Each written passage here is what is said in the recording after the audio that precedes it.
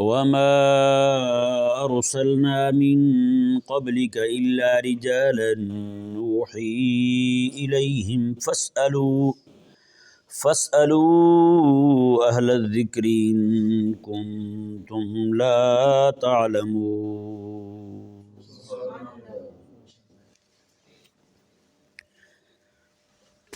اس آیہ مبارکہ کے اس حصے فاسألوا اہل الذکر ان کنتم لا تعلمون کا مصداق علماء اسلام ٹھہریں تو کس کس درجے پر کس کس کا کون کون اہل ذکر کا مصداق بنے گا؟ کیونکہ عموماً ہمارے ہاں یہ فاسألوا اہل الذکر ان کنتم لا تعلمون جو ہے، مفتیان کرام جو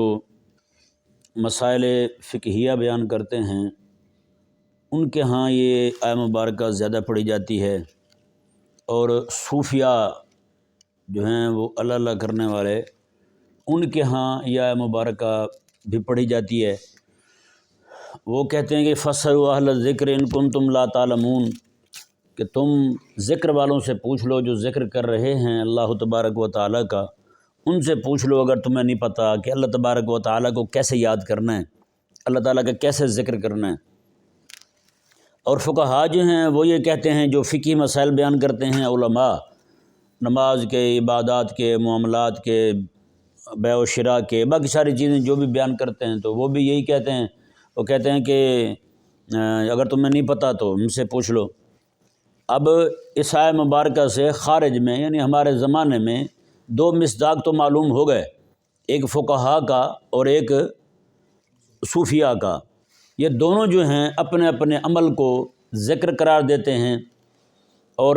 اپنے مخاطبین جو ہیں ان کو یہ فاسألوا کا مخاطب بناتے ہیں۔ یعنی صوفیاء کہتے ہیں کہ اس سے ذکر مراد ہے جو ہم کر رہے ہیں، اللہ اللہ کر رہے ہیں، اور علماء جو ہیں وہ یہ کہتے ہیں کہ ہم جو کام کر رہے ہیں فقہ کا، لوگوں کو مسائل سکھا رہے ہیں، لوگوں کو دین سکھا رہے ہیں، حلال حرام کے مسائل سکھا رہے ہیں، یہ جو مسائل ہیں سارے یہ ذکر ہیں اور ہم اس ذکر والے ہیں، اور عوام جو ہے ساری کی ساری وہ ہماری مخاطب ہے۔ یہ فاسألوا کی مخاطب ہے۔ اللہ تعالیٰ نے ان کو فرمایا کہ تم پوچھ لو ان کنتم لا تعلمون، اگر تم نہیں جانتے تو ان سے پوچھو، کن سے؟ یعنی ان علماء سے پوچھو جو حلال حرام کے مسائل سکھانے والے ہیں۔ یہاں پہ ایک اشکال وارد ہوتا ہے کہ یہ اولین مصداق کے طور پر جو ہے وہ کیسے ہو سکتا ہے کہ اس سے مراد ذکر والے ہوں یا پھر حلال حرام کے مسائل سکھانے والے ہوں؟ اولین مصداق اس کا پتہ کیا بنے گا وہ میں آپ کے سامنے ذرا کھولتا ہوں، کیونکہ جو مکے والوں نے جو اشکال وارد کیا تھا وہ کوئی فقہی مسئلہ نہیں تھا، وہ کوئی استنجے کے مسائل نہیں تھے، وہ حلال حرام کے مسائل نہیں تھے، اور نہ ہی جو اہل مکہ نے یعنی مشرکین نے جو اشکال وارد کیا تھا اس کا تعلق اس صوفیاء کے علم کے ساتھ تھا۔ صوفیاء جو ذکر سکھا رہے ہیں لوگوں کو، اللہ اللہ سکھا رہے ہیں، ذکر جلی ہو، ذکر جہری ہو، ذکر خفی ہو، یعنی اس کے لطائف ہوں، جو بھی معاملات ہوں صوفیاء کے جو سکھائے جاتے ہیں، تعلیم کیے جاتے ہیں، یہ اس وقت جو انہوں نے اشکال وارد کیا تھا وہ اشکال جو تھا نہ تو صوفیانہ اشغالت پر تھا، صوفیانہ ذکر پر تھا، اور نہ ہی وہ اشکال جو تھا وہ فقہاء کے مسائل فقہیہ پر تھا۔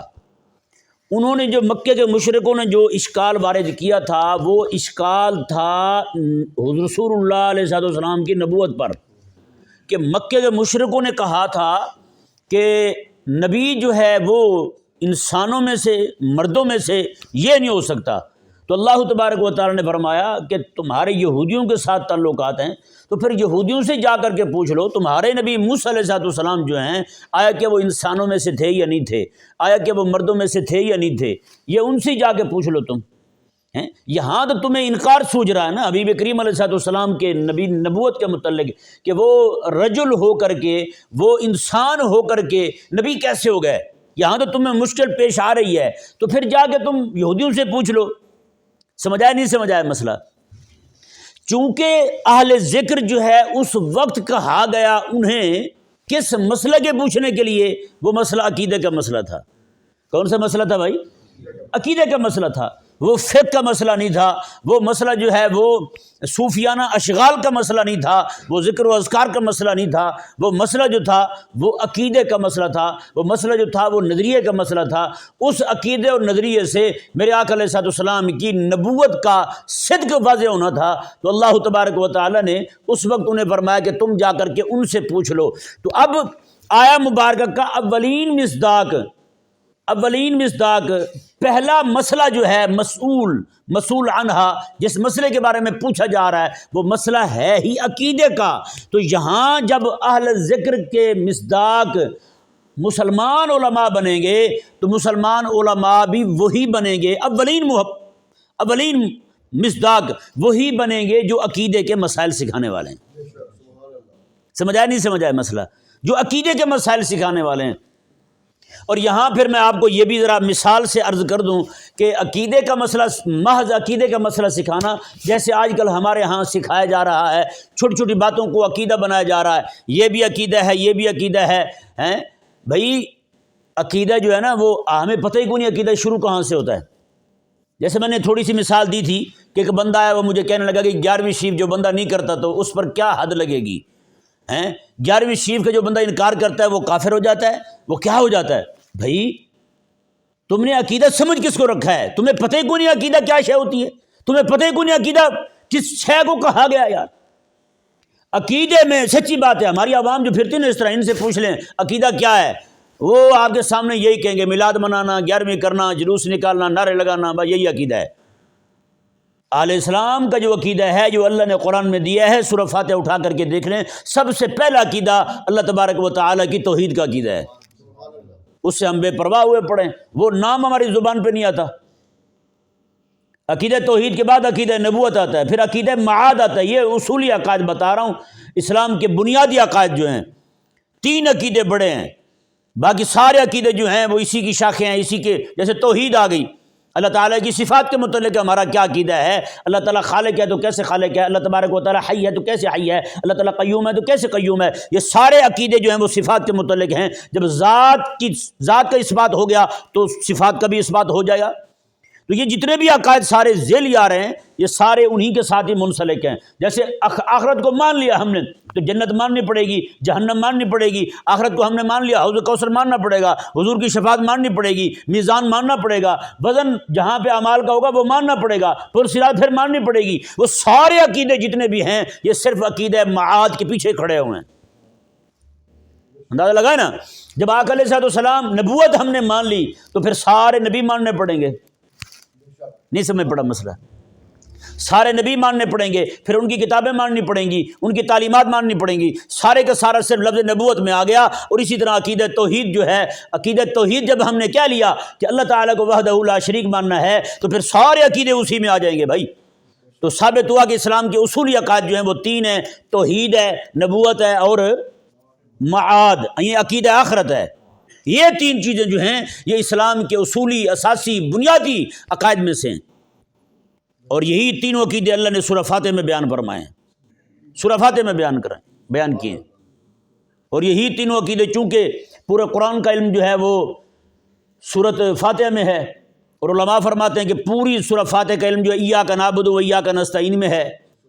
جی۔ پھر ایاک نعبد و ایاک نستعین کا جو علم ہے وہ اللہ تعالیٰ نے بسم اللہ شریف میں رکھ دیا ہے، اور پوری بسم اللہ کے جو علوم ہیں سارے اللہ تبارک و تعالیٰ نے سارے سمیٹ کے بسم اللہ کی جو پہلی بات آتی ہے اسی میں رکھ دی ہے۔ سمجھ آیا نا؟ یہی وجہ امام راضی رحمہ اللہ نے اپنے دور میں فرمایا تھا، 606 میں امام راضی رحمہ اللہ کا وفات ہے، آپ کے متوفی عن، آپ جو 606 ہجری میں آپ کی وفات ہوتی امام راضی کی۔ اس وقت آپ نے فرمایا تھا اللہ نے مجھے اتنا علم عطا فرمایا ہے، میں اکیلی اعوذ باللہ من الشیطان الرجیم سے 10,000 مسائل اخذ کر سکتا ہوں۔ کچھ لوگوں نے پھر اعتراض کر دیا تو امام راضی رحمہ اللہ نے اس وقت تھوڑا سا ایسے جیسے وہ چکھاتے نہیں ہیں دیگ میں سے، تھوڑا سا نمونہ ان کو دکھایا، میں کہ یوں مسائل جو ہیں ان کی یہ ترتیب ہوگی، یہ معاملات ہوں گے۔ جو اعتراض کرنے والے تھے وہ سارے کے سارے ایسے خاموش ہوئے۔ امام راضی رحمہ اللہ کی علمی قابلیت کو اور علمی ان کی رفت کو تسلیم کر کے وہاں سے اٹھے تھے۔ تو بھائی یہ اسلام کے اصولی اور بنیادی عقائد ہیں، ان کا ہمیں پتہ ہی کو نہیں، ان کا ہمیں پتہ ہی کو نہیں۔ آج بتائیں نا، ایک گھر ہے، ہمارے ہاں یہ بتانے والے لوگ بہت بیٹھے ہوئے ہیں، توحید یہ ہے بھائی، نظریہ ہمارا نبوت کے متعلق یہ ہے، یہ بتانے والے بہت بیٹھے ہوئے ہیں، لیکن جو آج نیا مسئلہ ہمیں درپیش ہے اسلام کو، جو جن چیلنجز کا ہمیں سامنا ہے، وہ یہ ہے کہ ہمارے مسلمانوں کے بچے ملے دور ہیں، ان کو رب تعالیٰ کی توحید پر اعتراض ہے، ان کو رسول اللہ علیہ السلام کی نبوت پر اعتراض ہے، ان کو عقیدہ آخرت پر اعتراض ہے، اور آج سب سے زیادہ جس عقیدے کو لوگوں سے کالجوں میں یونیورسٹیوں میں ختم کیا جا رہا ہے، لوگوں کے دلوں سے محو کیا جا رہا ہے، وہ ہے ہی عقیدہ آخرت۔ اور سچی بات ہے، عقیدہ آخرت ٹھیک ہو جائے، اس کا عقیدہ نبوت بھی ٹھیک ہے، عقیدہ توحید بھی ٹھیک ہے۔ نہیں سمجھ پڑا مسئلہ؟ تو اب معاملہ یہ ہوا، یہ بتانے والے بہت بیٹھے ہوئے ہیں، لیکن جو اعتراضات کرنے والے ہیں وہ والے نہیں ملتے، وہ والے بہت کم ہیں، اعتراضات کرنے والوں کو جواب دینے والے وہ بہت کم ہیں، معترض بہت ہو گئے ہیں لیکن جواب دینے والے کم ہیں۔ کئی بیچارے ایسے جلالی ہوتے ہیں، ان کے پاس کوئی اس طرح کا بھٹکا ہوا پریشان بچہ چلا جائے تو وہ جناب ایک دم سے اس کو اٹھا کے بھگا دیتے ہیں، یہ تو ہے بے دین، میں اٹھا کے بھگا دو اس کو، بھائی وہ تیرے پاس چل کے آیا تھا، وہ اپنے علاج کے لیے آیا تھا، اس نے اپنا مرض بتانا تھا، تو دائی تھا، تو مبلغ تھا، تیرا کام تھا اس کو بیان کرتا، جو بھی پوچھتا وہ۔ کیا ڈاکٹروں کے پاس لوگ جاتے ہیں، جب بیمار کو ڈاکٹر انجیکشن لگانے لگتے ہیں تو کیا خیال ہے، مریض جو ہے وہ غصہ نہیں کرتا؟ کئی بار بابے غصہ کر جاتے ہیں، بابے جو ہے کئی بار گندی گالی بھی دے دیتے ہیں، کیا خیال ہے، ڈاکٹر جو ہے وہ گالی سن کے مریض کے ماتھے پہ بل دیکھ کے علاج چھوڑ دیتا ہے اس کا، یہ علاج کرتا رہتا ہے؟ تو بھئی تم خیر خواہ کیوں نہیں ہوئے امت کے؟ پھر تم بھی تو حکیم تھے، تم بھی تو ڈاکٹر تھے، تم بھی تو طبیب تھے، تمہیں انہی امراض کا علاج کرنا تھا، تو تم نے آسان حل سوچا ہے، جو بھی بندہ آگے اس طرح کا اپنا اشکال ذکر کرے تم اٹھا کے اس کو باہر پھینک دو۔ تو یہ یہاں پہ ذہن میں رہے، اس کا اہل ذکر کا اولین مصداق جو ہے، یہ غور سے سنیے گا مسئلہ، اولین مصداق جو ہے اس آیہ مبارکہ کا، اہل ذکر کا، نہ فقیہ ہے مسائل بیان کرنے والا، نہ صوفی ہے، بعد کے بنیں گے لیکن اولین نہیں بنیں گے، اور نہ ہی وہ مصداق بنے گا جو ایسے ہی عقیدے بیان کرنے والا ہو، جیسے آج کل ہمارے ہاں شیر اہل سنت پھرتے ہیں، خنجر ہیں، کوئی شمشیر ہیں، کوئی شے ہے، بھجی ٹوٹی تلوار ہے، یہ جو آپ کو نظر آ رہے ہیں نا چار طرف، شیر پنجاب ہیں، شیر فلان ہیں، ہے یا نہیں؟ اس طرح کے لوگ جو ہیں یہ والے بھی مراد نہیں ہوں گے یہاں، اولین مصداق کے طور پر یہ مراد نہیں ہو سکتے، پکی بات ہے۔ کیوں؟ اس پر دلیل میں دیتا ہوں۔ مشرکوں نے اشکال وارد کیا تھا، مشرکوں نے یہ اعتراض کیا تھا کہ جناب انسان تو نبی نہیں ہو سکتا، مرد تو نبی نہیں ہو سکتا، یہ نبی کیسے ہو گئے؟ جب انسان نہیں ہو سکتا، یہ تو انسان ہے، یہ نبی کیسے ہو گئے؟ یہ تو کھاتے پیتے ہیں، یہ تو اٹھتے بیٹھتے ہیں، انہوں نے تو شادیاں کر رکھی ہیں، تو یہ تو نبی نہیں ہو سکتے۔ تو اللہ نے فرمایا تھا چونکہ یہاں اشکال وارد ہوا تھا، اللہ نے مشرکوں کو فرمایا کہ اشکال دور کروانے کے لیے تم یہودیوں کے پاس چلے جاؤ، یہ یہودی تمہارا اشکال دور کر دیں گے۔ تو یہاں سے اس اولین مصداق سے ثابت ہوا، یہ مسئلہ اخذ ہوا کہ یہاں اہل ذکر جو ہیں اس کے اولین مصداق وہی طبقہ بنے گا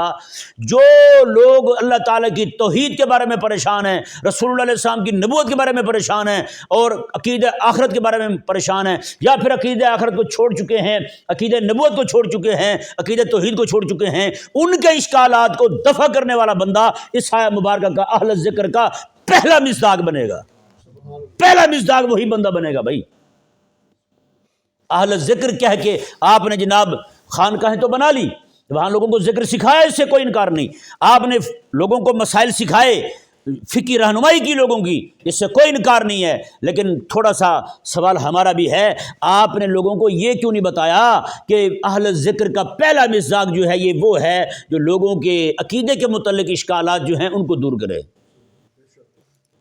لوگوں کو عقیدے کے متعلق جو اشکالات آ چکے ہیں ان کو دور کرے، جو لوگ پریشان ہیں، جو متذبذب ہیں عقیدہ توحید کے حوالے سے، باقی عقائد اسلامی کے حوالے سے، قرآن کے حوالے سے۔ نعوذ باللہ پیارے بھائیوں، ایک ملد نام کا بندہ، میں بتاتا نہیں ہوں نام اس کا، کہیں یہ نہ ہو کہ لوگ سرچ کرنا شروع کر دیں، آپ اس کے اعتراضات سنیں دماغ ہل جائے گا آپ کا۔ اس کا ابا بھی مسلمان، وہ بھی مسلمان تھا پہلے، تو آج وہ اس کو اللہ تعالیٰ کے ہونے پہ اعتراض ہے، وہ یوں بات کرتا ہے تمہارا خدا یہ کہتا ہے کہ عبادت کرو، تمہارا خدا یہ کہتا ہے قرآن پڑھو، تمہارا خدا یہ کہہ رہا ہے، کیا مطلب ہے یار؟ جس وقت میں ایسی باتیں مسلمانوں کے گھروں سے اٹھنے لگے نا، اس وقت مولوی جو ہیں اگر اہل ذکر کا اولین مصداق اپنے آپ کو بنا کے بیٹھے رہیں اور ان بے دینوں کے جوابات نہ دیں تو یہ قرآن کے ساتھ ہی دھوکہ ہے بھائی، یہ قرآن کے ساتھ دھوکہ ہے، پھر یہ دین کے ساتھ دھوکہ ہے، یہ اپنے آپ کے ساتھ دھوکہ ہے، اور کسی کے ساتھ کیا دھوکہ کریں گے یہ لوگ؟ آپ دیکھیں نا، اللہ تبارک و تعالیٰ نے، میں آپ کو مثال دیتا ہوں، ایک بندہ ہے گھر میں، وہ گھر کی ضروریات کو پوری کرتا ہے، گھر والوں کی ضروریات کو پورا کرتا ہے، کھانے کی ضرورت ہے کھانا لائے گا، ہاں جی، پانی بھر کے لائے گا باہر سے، کسی نل سے پانی صاف ستھرا لا کے دے گا، گھر کا سارا خیال کرے گا، لیکن گھر میں چور آ جائیں تو وہ گھر والا جو ہے گھر کا مالک وہ خیال نہیں کر سکتا، گھر کو بچا نہیں سکتا ہیں، اپنی سستی کی وجہ سے یا اپنی بے حسی کی وجہ سے یا کسی بھی معاملے کی وجہ سے، تو بتائیں وہ گھر کا خیر خواہ ہے؟ دوسری طرف وہ بندہ ہے جو گھر کی ضروریات بھی پوری کرتا ہے، لیکن اپنے گھر کے معاملے میں، عزت کے معاملے میں، غیرت کے معاملے میں، اس کے گھر کی طرف سے باہر سے کوئی ایسے گزرنے لگا بندہ، اس کے گھر کے دروازے کی طرف منہ کر دے، اس کا خون کھول جائے، اس نے میرے دروازے کی طرف دیکھا کیوں ہے، چاہے دروازہ بند ہی کیوں نہ ہو، ایسا بندہ جو ہے بتائیں وہ کبھی چور کو، کبھی بدماش کو، کسی کمینے کو، گندی نگاہ والے کو اپنے گھر کی طرف دیکھنے دے گا؟ اور گھر کا پھر خیر خواہ کون ہوا؟ گھر میں جو ہے پیارے بھائیوں، گھر میں صرف روٹی پانی پورا کرنا ضروری نہیں ہے، روٹی پانی سے بڑھ کر کوئی شے ہے تو وہ عزت ہے، وہ عزت ہے۔ رسول اللہ علیہ السلام گھر میں تشریف فرمائے، ایک بندہ آیا باہر سے، وہ دروازے میں جو درز ہوتی ہے نا، وہ چیر سا ہوتا ہے، اس میں سے جناب ایسے جھانکنے لگا، اللہ اکبر۔ گھر والے تو سارے اپنے کمرے میں بیٹھے ہوئے تھے، میرے آقا صلی اللہ علیہ وسلم نے اپنے ہاتھ میں نیزہ اٹھایا اور آقا علیہ السلام تیز قدموں کے ساتھ آئے، دروازہ کھولا، آقا علیہ السلام نے فرمایا کہ تو یہاں کھڑا ہوتا میں تیری آنکھ نکال دیتا،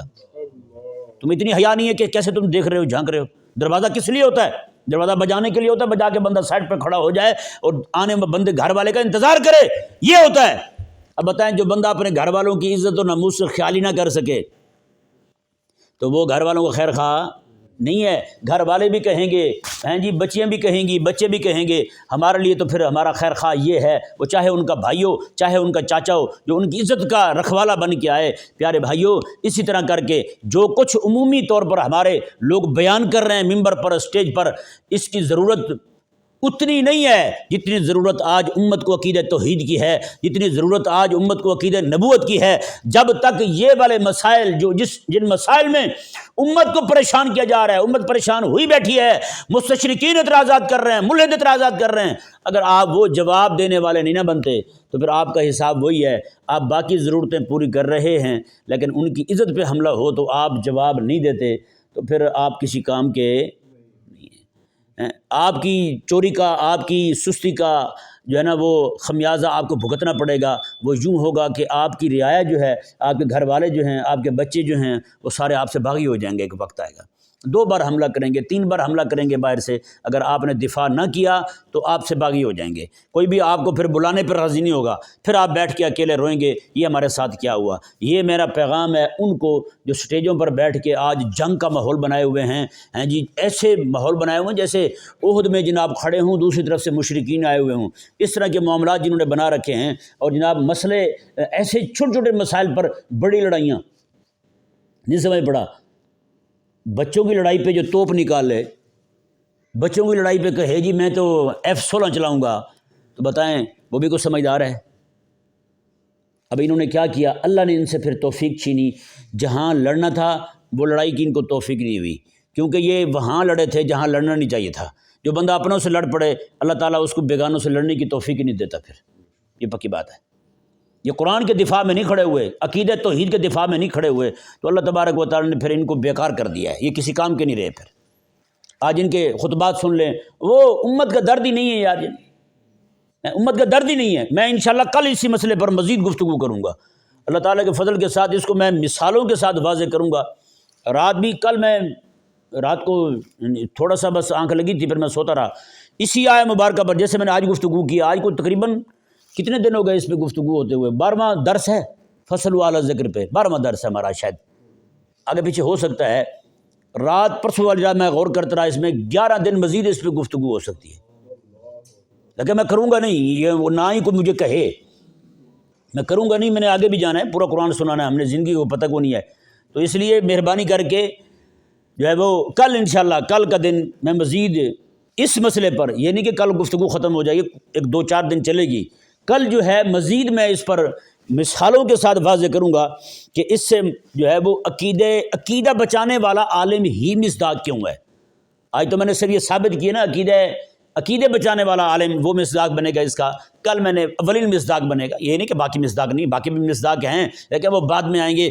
کل جو ہے انشاءاللہ آپ کے سامنے میں نے یہی بیان کرنا ہے اور مثالوں کے ساتھ واضح کرنا ہے کہ یہاں پہلا مصداق جو ہے وہ محض عقیدے بیان کرنے والا بھی نہیں ہے بھائی، بلکہ عقیدے پر حملہ ہو اس کا جواب دینے والا بندہ اولین مصداق ہے۔ ہاں وہ میں نے آپ کو بتا دیا کہ پہلے عقیدہ ہے کون سا، یہ وہ والا نہیں جو ہمارے ہاں بیان ہو رہا ہے، عقیدہ وہ ہے جس کی ترتیب اللہ نے قرآن میں بیان کی ہے، توحید ہے، نبوت ہے اور معاد ہے، ٹھیک ہے نا جی۔ اللہ تبارک و تعالی سمجھنے کی توفیق عطا